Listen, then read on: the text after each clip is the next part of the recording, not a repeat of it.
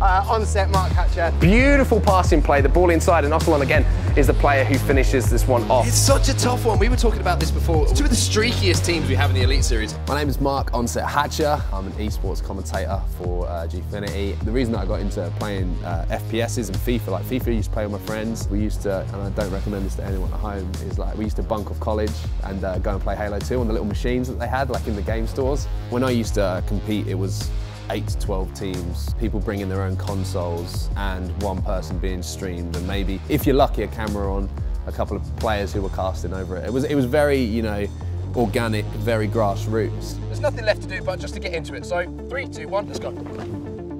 I actually can't get out of this, by the way.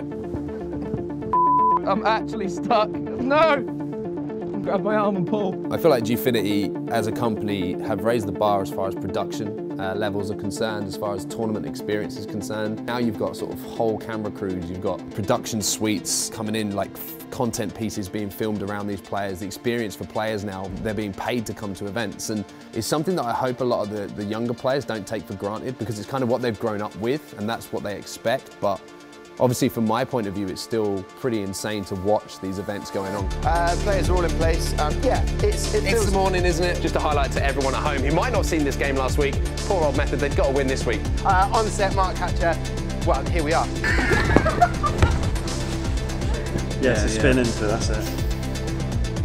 Last year, we're in Seattle. The arena is absolutely packed with screaming Halo fans, and I'm then casting the grand finals of this $1 million tournament.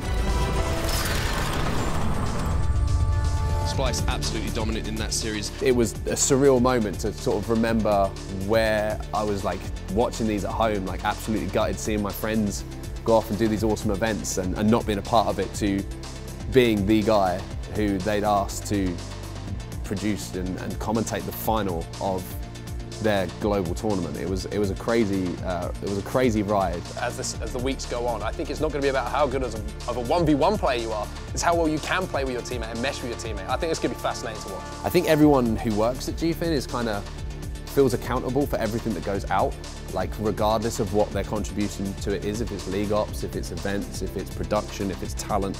And I think it's pretty special that you get a group of people together who are all contributing and feel accountable and isn't, you know, looking for someone else to take the slack on something in order to produce an incredible show. And I think it's what makes Gfinity's shows special. I think that's where our reputations come from, as providing these incredible live shows and events for players to compete in.